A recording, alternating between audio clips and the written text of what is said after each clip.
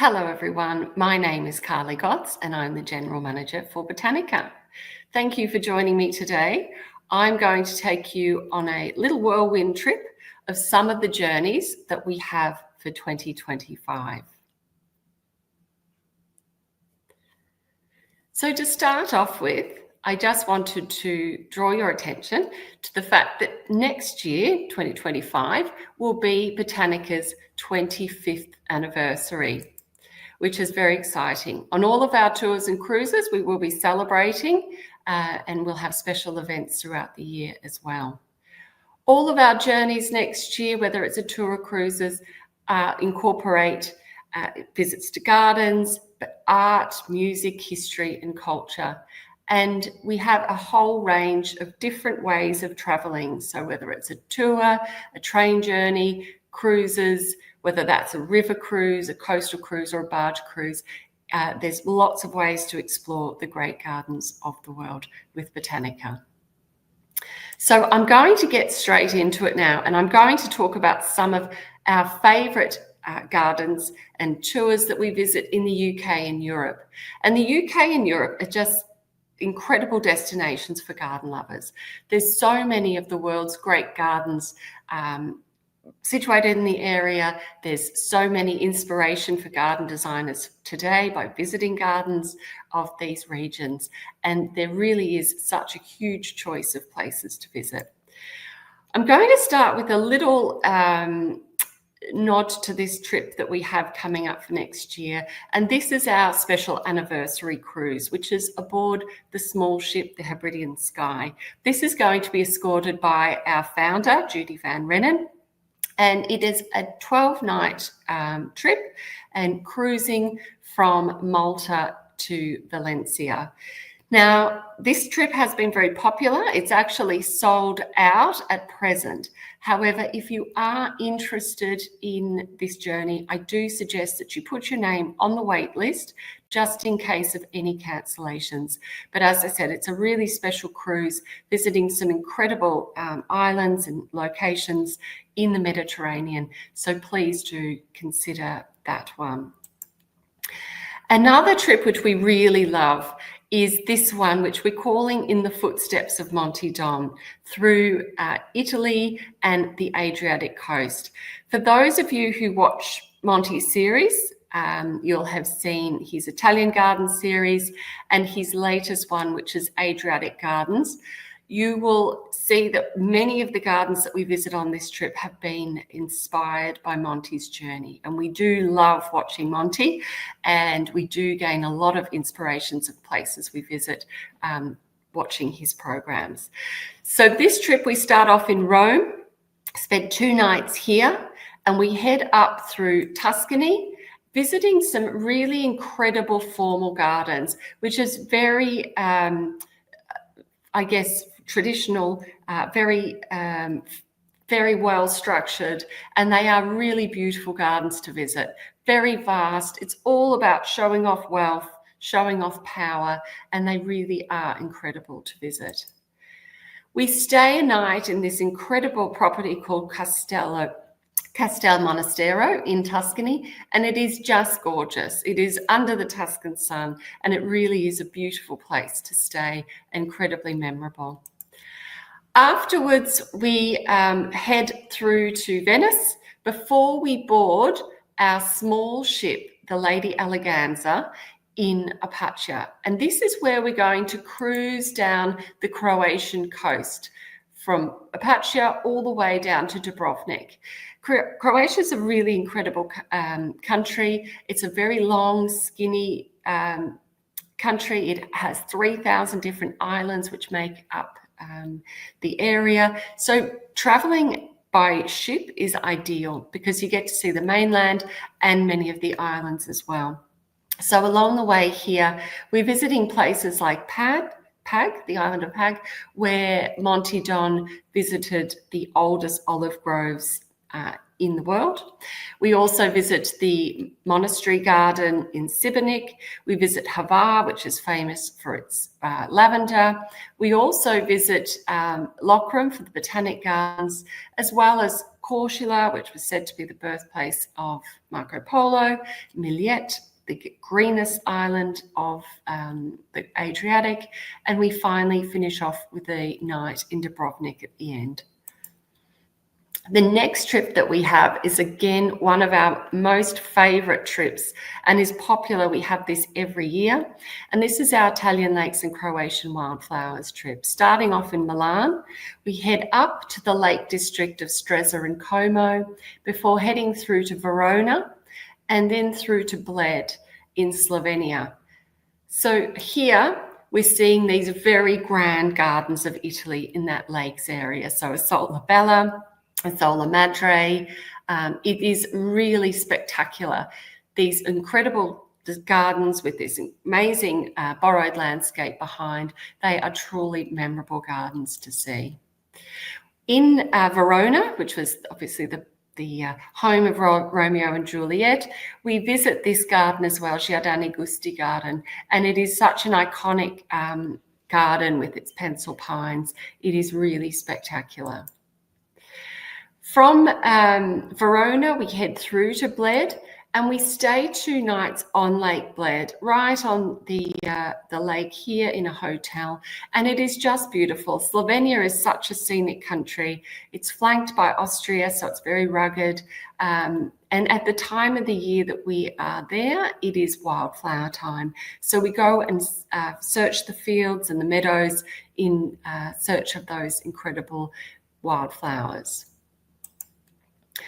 We then board our ship down in Apache. As I said, it's the Lady Eleganza. It's a beautiful ship. It only has 18 cabins. We have the whole ship to ourselves. And it's only 2 years old. It has everything that you can desire. The meals are beautiful, drinks on board throughout the day. It is a wonderful way of being able to see this coastline. On this trip, we sail Apache down to Dubrovnik again, visiting quite a number of the same places that we have on the Monte Don trip. But this time we visit Plitvice Lakes National Park, which is one of the UNESCO World Heritage Sites. And it really is quite spectacular seeing all of these lakes and waterfalls interconnected. Another favorite of mine is this trip here in France. And France has, again, incredible gardens to visit, very formal, and we're visiting 3 very different parts of France to show you different styles of gardens and different landscapes as well. So starting out in Paris, we head down to Loire Valley for 3 nights, and we spend 3 nights in a beautiful chateau hotel, and we visit these incredible gardens attached to these chateaus. There's so many chateaus in the Loire Valley, and they are all spectacular. They all have really fascinating stories to tell. And we visit the gardens of Villandry, Chateau Chenonceau. We also visit the Champs-Élysées Garden Festival as well, which is held every year. There's 60 garden designers from around the world, which creates show gardens. It's, I guess, France's equivalent of Chelsea Flower Show. We then head down through Limoges, where we visit the porcelain factory here, and we spend 3 nights in the Dordogne region in a little town called Salat-la-Canada. And it's a really beautiful town with these lovely honey-coloured stone buildings. And here we visit some incredible gardens like this one here, which is Jardin de Marcassé. And this is a really incredible garden full of all of this topiary, which it's just incredible to see the detail that has gone into the creation of this incredible garden. From the Dordogne, we then head over to Lyon, and there we board our river ship, the Ama Christina, for a 7-night cruise down the Rhone River. And the Rhone River is a really beautiful river set obviously in Provence. So there's all sorts of images of Van Gogh paintings of lavender fields and sunflowers, and traveling by river is a really relaxing way of traveling. You don't have traffic. All of the cities and the towns are built on the waterways of Europe. So when you're sailing along, you're sailing through the hearts of each of these destinations. So along the way here, we're going to be visiting some really interesting gardens. So La Bonne Maison in Lyon, which is a privately owned rose garden. We're going to be visiting the garden of La Louvre garden, which is Nicole de Vessier's garden, which is the head designer for Hermes. We will see Chateau de Brant's garden, as well as just enjoying these beautiful landscapes and little villages throughout Provence. Another really beautiful trip through Italy is our canal cruise. And this is, I guess, a really nice slow way of traveling through Italy. We start this journey in Venice and we board a little canal boat called La Bella Vita. It only has 10 cabins, so you're only in a small group of probably 15 maximum. And you sail from Venice along the Po waterways to Mantua. And then from here, we travel down to Tuscany and we spend 3 nights in a villa outside of Florence there. So the ship that we're on, as I said, it's La Bella Vita, and it's this one down here, only has 10 cabins. It is really beautifully appointed. The food on board is incredible. The staff are so amazing. You'll feel like you're at home and they feel like family. It is just a really wonderful way of traveling.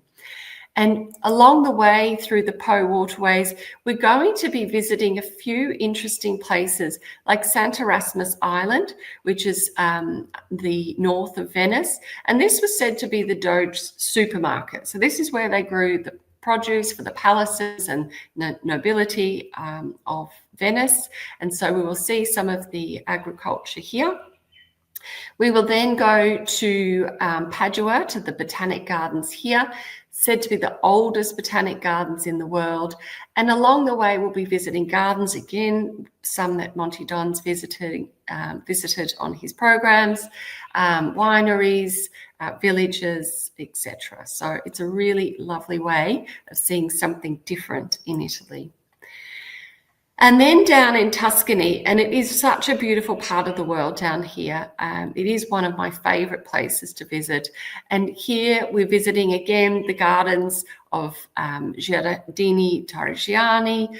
We'll visit the Boboli Gardens in Florence. And again, it is really iconic gardens set in this beautiful landscape. Chelsea Flower Show. If you've never been to Chelsea Flower Show, it is something that you must do at least once in your lifetime. I was lucky enough to go twice this year, and it never fails to impress and to excite me. It's always something new to see. A lot of people worry about the crowds at Chelsea Flower Show. There is always lots of people at Chelsea. There is no day which is better to visit than others. They sell the same number of tickets each day. But what we do to try and make this visit as enjoyable as possible is the following. The night before you visit Chelsea, we have a special dinner and lecture by one of a garden designer who has exhibited at Chelsea before. They talk to you about the process of creating a show garden, what the criteria is for getting your plans approved, and the process of getting sponsorship, because it costs hundreds of thousands of dollars to create a garden at Chelsea Flower Show. They talk about the criteria for judging. They will also talk about the exhibits that are there that year. So when you go the next morning, we take you at 8 a.m. in the morning when the gates open. And between 8 and 10:30, it's the quietest time to be there. So when you go, your botanical guide will walk you up the main avenue, which is where all of the big exhibit gardens or the show gardens are. And you'll be able to see these without the crowds. And the botanical guides will talk you through it, and they will say, this is the garden I was talking about last night, and this is the one that got best in show, and this is why. We feel that they got best in show. So you're not seeing it, I guess, for the first time, you're seeing it through more informed eyes, which makes it great. So then after you've had that opportunity to see those show gardens, you have the opportunity to explore on your own. So here's an example of the show gardens from this year, which is one of my favorite gardens. But then you have the opportunity to go and look inside the Grand Marquee. And it's one of the largest marquees in the world which is erected. And as you walk into it, it is just an overload of senses, the colour, the sight, the smells. It is just wonderful to wander and see all of these displays. So David Austin Roses will have a stand there, and they will have all of the new varieties, old favourites, and it is just incredible to see plants that, you know, are old favourites, new ones. It's very inspiring. And the other thing with Chelsea Flower Show, it is a real society event. So it's fun to people watch, and you never know who you're going to meet. And this year, I was very lucky enough to meet one of my favourite people, and that's Joanna Lumley. So you've got to keep your eye out because you never know who's going to be there. So there's always 2 trips each year that we operate year after year that incorporates Chelsea Flower Show. This first trip, I always say, is great for people who have never done a garden tour in the UK before, because it will take you to the most iconic gardens of the UK. So we start off in London, we visit Chelsea Flower Show, we then head down for 2 nights down in Sussex area. We stay in Hever Castle, and this was the birthplace of Anne Boleyn, so one of Henry VIII's many wives, and we stay in this castle, and it is just an amazing experience. But here we visit Sissinghurst, the famous White Garden of Vita Sackville West, the beautiful garden of Great Dixter, that beautiful arts and crafts style borders and hot borders there. We then head through to the Cotswolds area. We visit the RHS Garden of Wisley. We then see some private gardens around the Cotswolds before heading up to Wales, North Wales, to Betsy Coed to visit Bodnant Garden, Port Merion and Plasbrondown. So there we are. There's some garden pictures here of Sissinghurst, the beautiful garden of Great Dixter. And there we have the gardens up in the north of Wales. So we visit Powys Castle as well. And at Bodnant Garden, hopefully you will see this incredible laburnum tunnel. It is just spectacular. This year I went, and it was just an incredible experience to walk through this, and it was literally glowing. It was so bright. From Wales, we head down to Oxford for 2 nights, and we see these incredible gardens like Kidkit, and it really is very special. Whenever we visit a garden with a house attached, you have the opportunity to see inside of the houses as well, learn about who lived there, learn about the history of that area. So it's a really good all-round journey.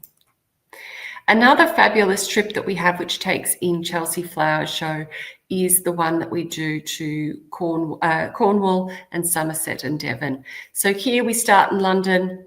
We head out to Bath for 2 nights. We visit Bowood Estate, the Newt. We also visit Stourhead, which is a really beautiful garden, which was created to look like a Renaissance style painting. We then head down to Cornwall. We stay 3 nights in St Austell. We visit the incredible Eden Project, which is a great environmental conservation story. But we visit the gardens of Treebar, the mysterious lost gardens of Halligan. We go to Padstow to have lunch at Rick Stein's flagship seafood restaurant there. We visit Port Isaac, which is the home of Doc Martin, for those who watch the program. And we head over to Taunton for the night, where we visit RHS Rosemore, another of the RHS gardens, Kew Gardens, before finishing off with Chelsea Flower Show at the end. Moving on to one of my other favorite destinations to see gardens, and that is Japan. And Japan is a really fascinating destination to see gardens. And there's two real seasons to see gardens in Japan: autumn and springtime. And autumn is a really beautiful time because, of course, so many of the Japanese plants, like the maples, do change to these incredible colors of oranges, yellows, reds, and the hills and the gardens are full of these beautiful colors. So this particular trip here, it's a land journey. So we start out in Tokyo for 3 nights. We go up to Nikko, which is a beautiful place to see the color.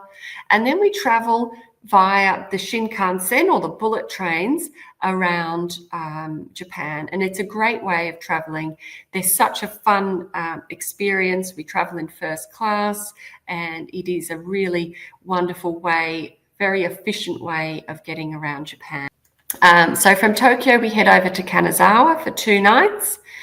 From Kanazawa, we see the Kenroku-en Garden, we do the bamboo groves, and then we head down to Kyoto. So the journey that we have within autumn is this one here, which is a land journey using the Shinkansen, or the very fast trains, the bullet trains, around Japan. So we start in Tokyo, we spend 3 nights here.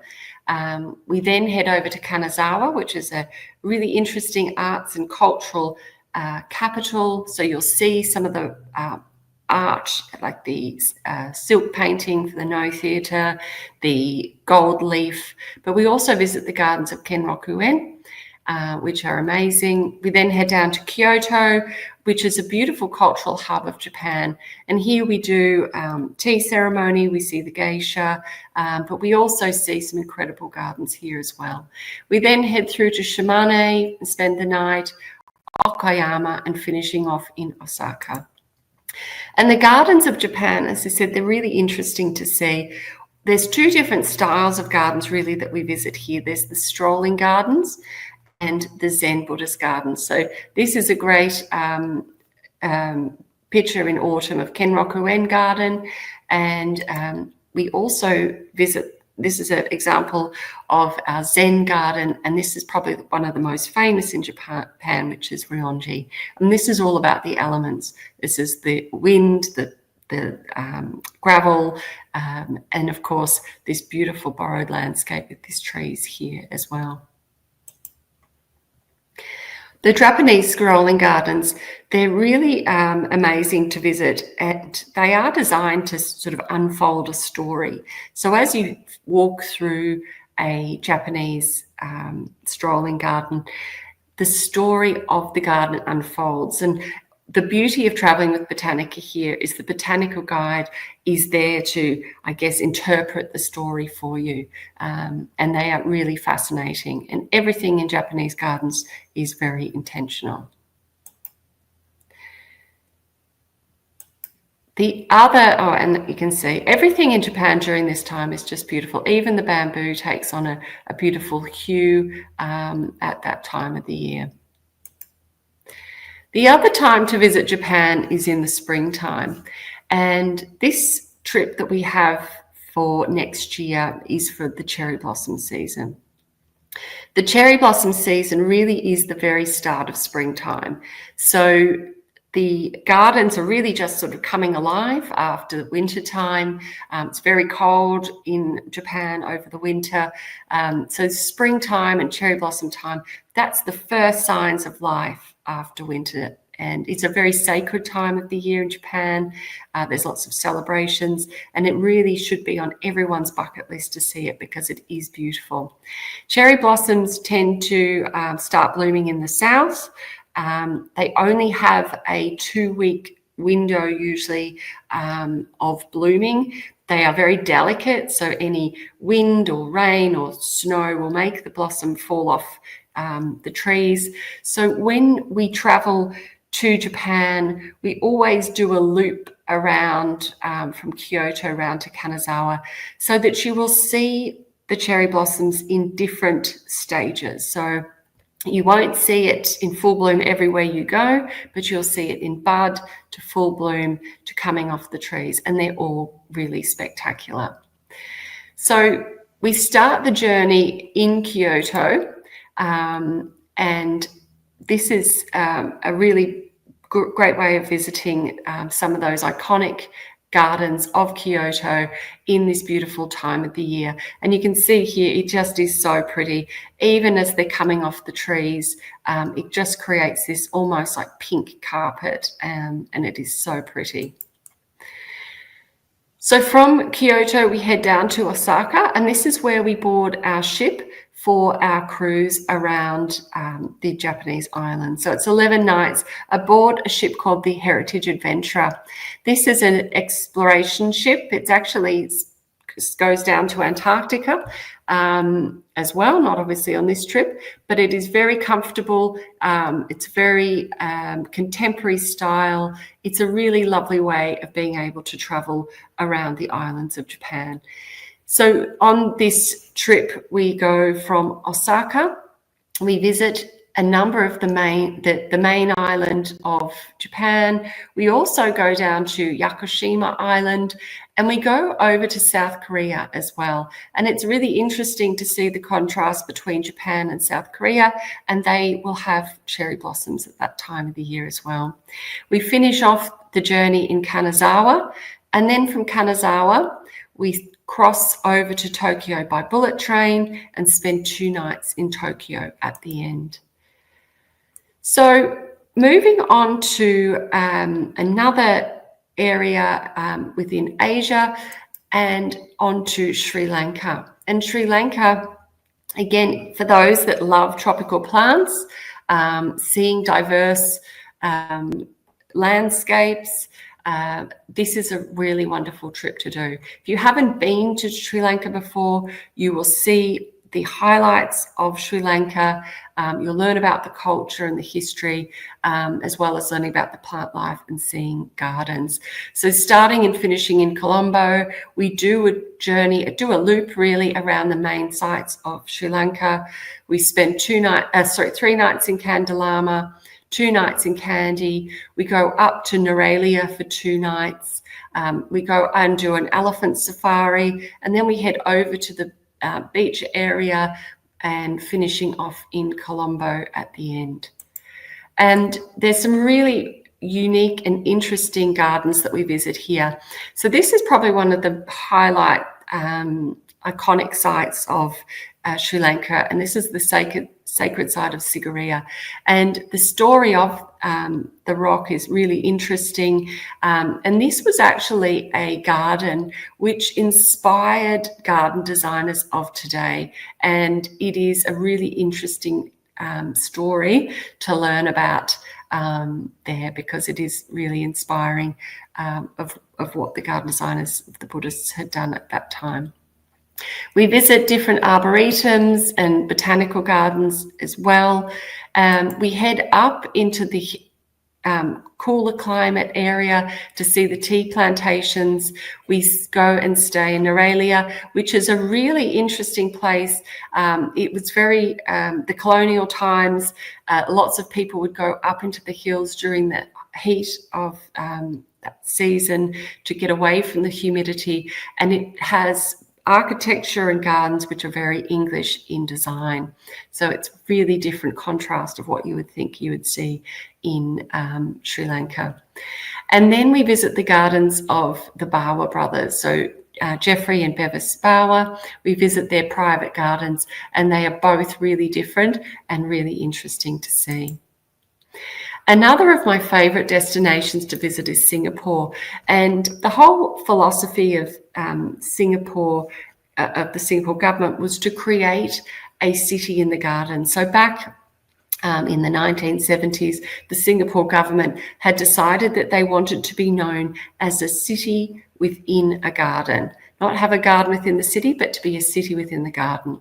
And so they had set about creating policies and legislation to create these green spaces, because they knew it's a densely populated area.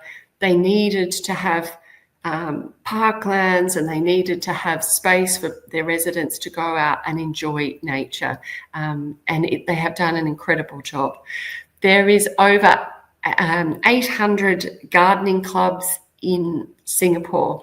On majority of the high-rise buildings, there are community gardens where the residents get to grow their own fruits and vegetables and herbs, and it's a really wonderful place for people living in densely populated areas to come together, to be able to garden, to grow some of their own fruit and vegetables, and to be able to interact with their community. And it's really fascinating to see, and we do visit some of these on the journey.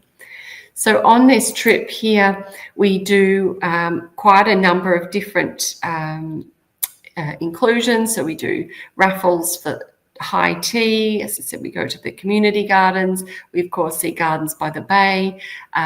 We do the botanic gardens and the orchid gardens there. And our hotel is like a garden in itself. So it's the Park Royal Marina Bay. That's a picture of the lobby, and it is really beautiful.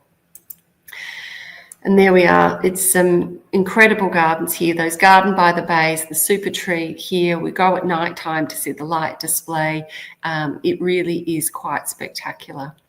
After visiting Singapore, you have the opportunity to extend your journey up into Malaysia by traveling on the Eastern and Oriental Express train. And this is like stepping back in time. It is really an incredible journey on board this incredibly luxurious train, and it is one of those once-in-a-lifetime experiences. You can see here there's wonderful dining cart. The cabins are really sumptuous, and you have cabin attendants and turn-down gifts each night, and you travel through the incredibly dense Malaysian jungle. You can sit out in the observation car, or you can sit in the lounges and just see this beautiful part of Malaysia from incredible comfort. So I highly recommend people consider that option. Another destination or another continent that we visit is, number of continents here, North and Central and South America. And there's so much diversity in these regions as well.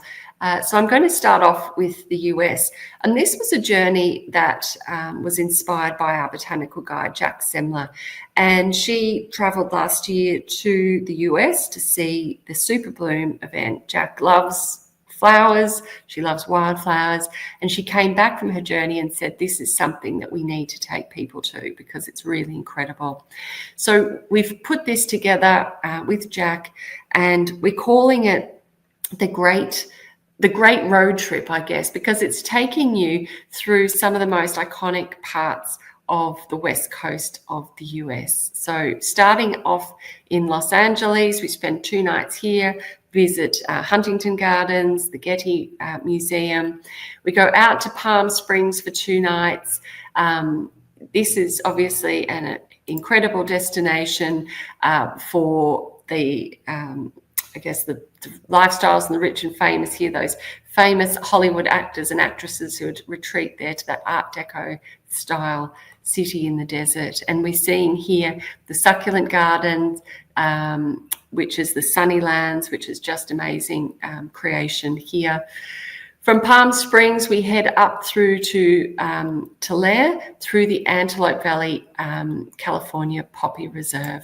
And this is just an incredible place to see such a diversity of wildflowers. And as I said, this is where Jack was really inspired and taken by this beauty of these wildflowers growing in this remarkable location.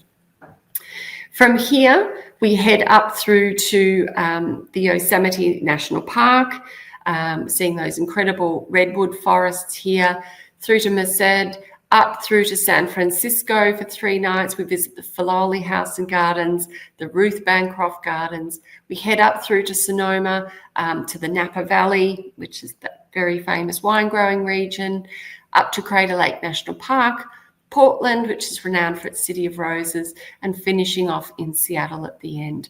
And here we visit that incredible Chihuly garden in Seattle. So as I said, it's just really iconic. Seeing the redwood forests, the Joshua Tree National Park, Yosemite, it's all of those places that we feel so familiar with, that we tick off the list. Another really interesting destination, and it's a first for us to travel to both of these countries before, this is Costa Rica and Colombia.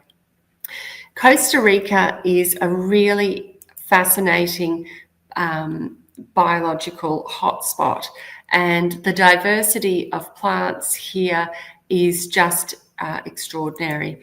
We spend here 11 nights visiting quite a number of destinations within Costa Rica.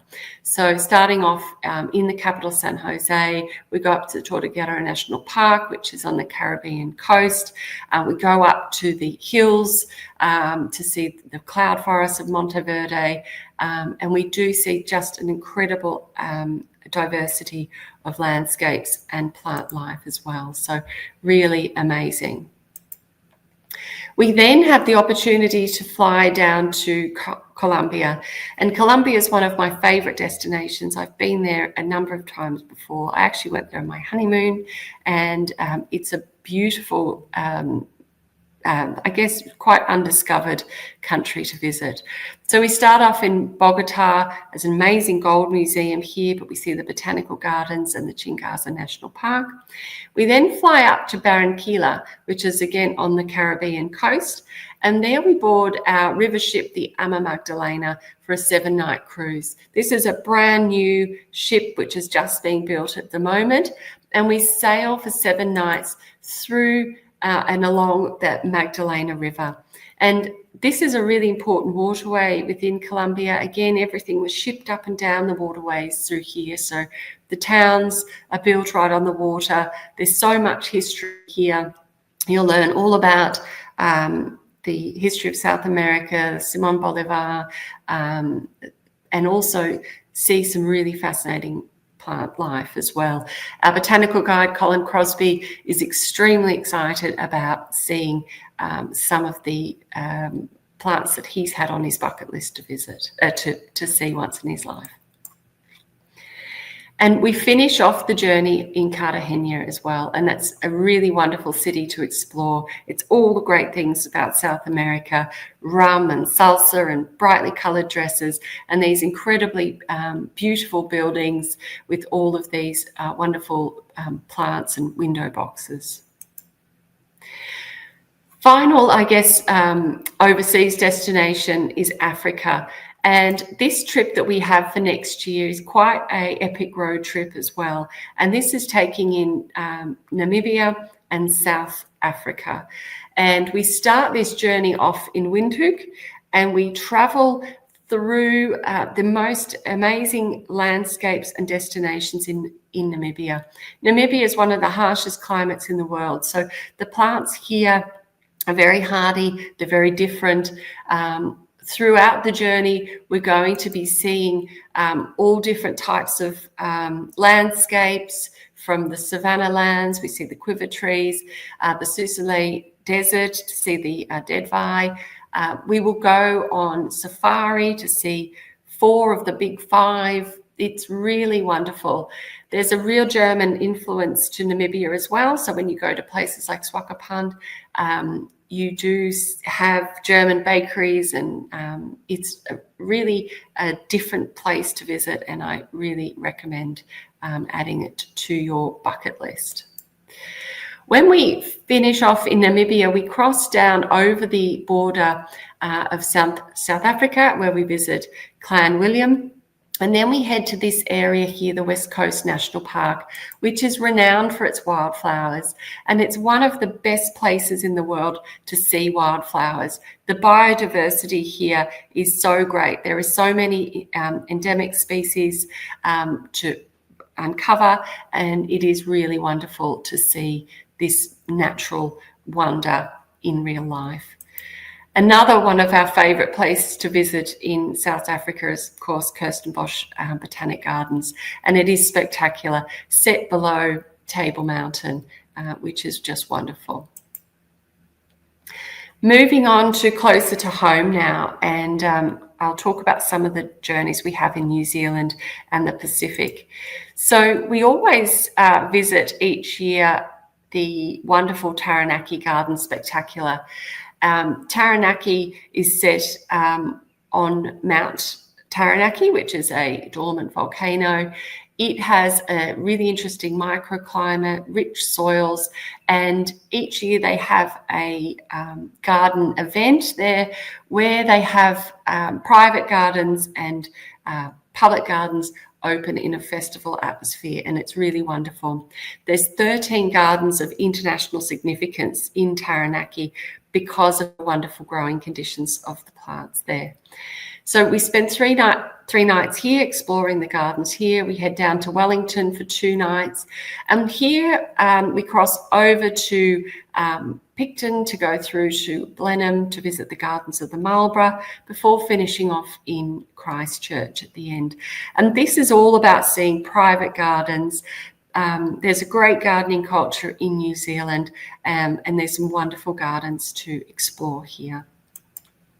You also have the opportunity to continue your journey from Christchurch, and you can continue on down to Dunedin, around to Queenstown, before flying up to Auckland to visit Hamilton Botanic Gardens, which is one of my favourite botanic gardens in the world, and then finishing off with 2 nights in Auckland at the end. So again, it's seeing those wonderful natural wonders of New Zealand, like Milford Sound, but private gardens and iconic gardens as well. Another of our favourite destinations to visit is Norfolk Island, and it is a really interesting place. Obviously, that's very historic, with the convicts settlement there, the Pitcairn Islanders, the Mutiny on the Bounty, all of those things. But it's really interesting from a botanical point of view as well. There's lots of iconic plants there, like the Norfolk Island pine, but also interesting gardening culture, because people need to grow some of their own foods, and there's a real cottage industry on the island as well. So we will explore the iconic sites as well as seeing the private gardens and the natural wonders of Norfolk Island. Another amazing island off the coast of New South Wales is Lord Howe Island, and I was lucky enough to go there recently, and it was just one of the most special places I've ever been to. I felt really privileged to be able to go there. The whole island is a UNESCO World Heritage Site, and it is so well preserved. So this trip here, it's all about the environment. It's about walking to see the plants, and we have the most amazing botanical guide who is based there, Dr. Ian Hutton, and he has lived there for over 30 years now. If you've ever watched a program on Lord Howe Island, he will be featured on it, because he really is a preeminent in all of the nature and conservation there. So here we're going to be seeing the beauty of the plant life, learning about the bird life as well, which is just wonderful. So if you're a bird watcher, this is a great one to see. And it's gentle walks each day around the island. So it's really wonderful.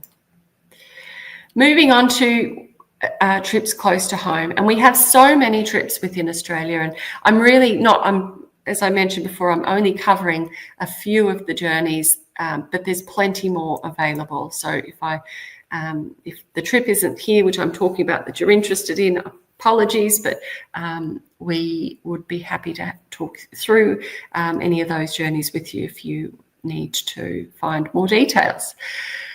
One of the best trips to see gardens in Victoria is our Melbourne Flower Show trip. And Melbourne Flower Show is a wonderful event. It's one of the top 5 garden shows in the world. We happen to be sponsoring Melbourne Flower Show next year. The high tea event, which is really popular, is going to be the high tea presented by Botanica World Discoveries. So if you travel on this trip, we will include high tea, which is really lovely. So here you'll spend a full day at Melbourne Flower Show. You will have then day trips out to the various areas around Melbourne. So we'll go down to the Mornington Peninsula for a day, visiting Heronswood, Cruden Farm, which was the home of Dame Elizabeth Murdoch. We go up to the Dandenong region, so we see Cloud Hill, the Dandenong Ranges Botanic Gardens, where you'll see the Philip Johnson Garden, which he did for Chelsea Flower Show, which has been recreated here. We go out to the Yarra Valley to visit the Edible Forest and Alawan Gardens, and out to Macedon Ranges to visit Stonefields, the private garden of Paul Bangay, and the Garden of St. Earth. Another fabulous trip around Victoria is our Grampians and Great Southern Touring Route. So here we start in Melbourne, we head around to Dunkeld, which is just beautiful. We stay 2 nights in the Royal Mail Hotel, which is a destination in itself. We dine in their famous restaurant. And here we see the Grampian Ranges National Park. We visit the private garden of Judy Van Rennen, who is Botanica's founder, as well as some really beautiful homestead gardens like Narrapummelup. We then head down to Port Fairy for the night, over to Camperdown to the Botanic Gardens and private gardens here, and then down to Port Campbell, where we do that beautiful journey along the Great Ocean Road to Geelong. We visit Sunnymead's Garden here, the State Rose Garden at Werribee, and finish off in Melbourne. New South Wales in autumn.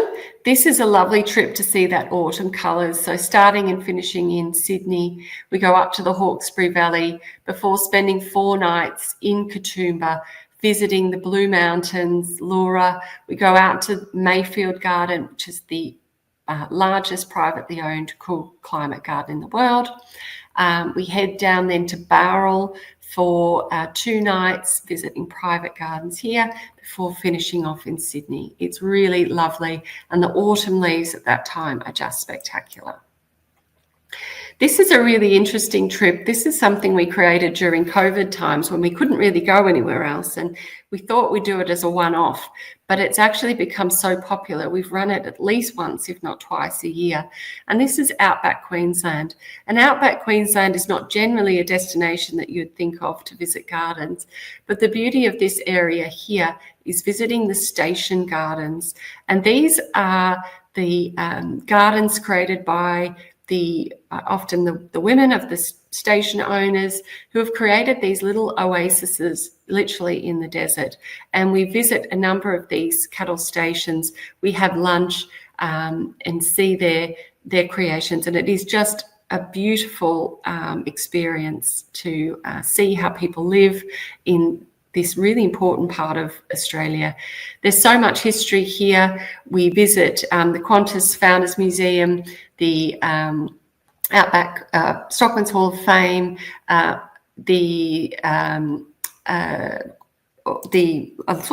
Lark Quarry, which is known for its dinosaurs.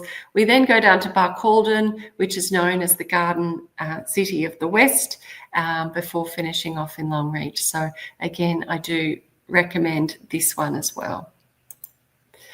Tassie, this is a great trip. If you want to see English style gardens and you don't want to do the long haul flight, then Tasmania is a great place to go because of the climate and the rainfall that they get. They do have those gardens which are very flower filled. So this is a nice leisurely trip, 3 nights in Launceston, 5 nights in Hobart. And you're seeing lots of those iconic National Trust gardens like Brickenden and Ulmers, but we're also visiting private gardens here. We're seeing some of the natural beauty of Tasmania as well, like Mountfield National Park. We go over to Bruny Island. We have art experiences, gourmet experiences. It's a really nice, well-rounded trip. Another great trip, I guess, in the outback is Flinders Ranges.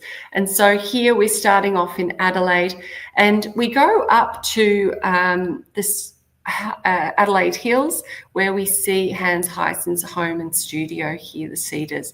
And Hans Heissen has a really interesting connection to the Flinders Ranges. He loved the Australian outback, and he painted so much of the Flinders Ranges. So we go and see his home and studio, where there is paintings of the Flinders Ranges. We do visit the Art Gallery of Adelaide as well to see some of the paintings before we head up to the area. So from Adelaide, we head up to Cairn for 2 nights. We visit the Arid Lands Botanic Gardens. We go on the Pitchy Ritchie Railway, which is really fun.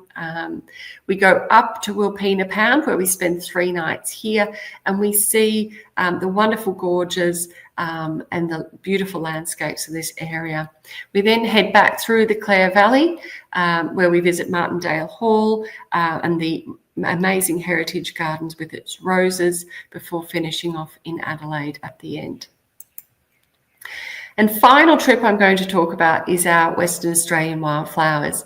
2024 was a remarkable season for the wildflowers. They had a very wet winter, which has created these incredible displays of wildflowers. So I'm always very careful not to oversell the wildflowers of Western Australia, because you do have to go in search of them. But this year it was particularly spectacular. So this trip, we start in Perth and we head north up to Geraldton. And this is where you see those fields of wildflowers. So we go in search of these, we talk to the locals, and we find where's the best spot to see them. We go out to Mullewa and Coldstream, where we see these incredible wreath flowers as well, just growing on the side of the roads in the red dirt. It is really beautiful. We then head back down to Fremantle for 2 nights. We visit the Pinnacles on the way. And then here we're visiting private gardens of Perth. We go to Araluen Botanic Gardens, and of course Kings Park as well, which is really beautiful botanic gardens.